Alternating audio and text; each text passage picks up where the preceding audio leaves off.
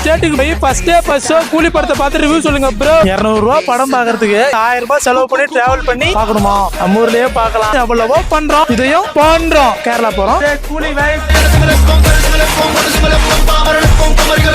Leo படத்துக்கு வந்து Loki வந்து இங்கதான் வந்துக்கிறார் தியேட்டருக்கு. நீங்க யாராவது அன்ட்ரி சொல்ல போயிருக்கீங்களா? 200 கிலோமீட்டர் 300 கிலோமீட்டர் டிராவல் பண்ணி மொழி தெரியாத ஊர்ல பாக்குறோம். எங்களுக்கு சப்ஸ்கிரைப் பண்ணிக்கோங்க. தியேட்டர்ல தண்ணி வேற ஒழுகுதியா மேல மட்டும் கரெக்டா. ஃபர்ஸ்டா பார்க்கும்போது இன்னொரு டிக்கெட் போலாம்னு நினைக்கிறேன்.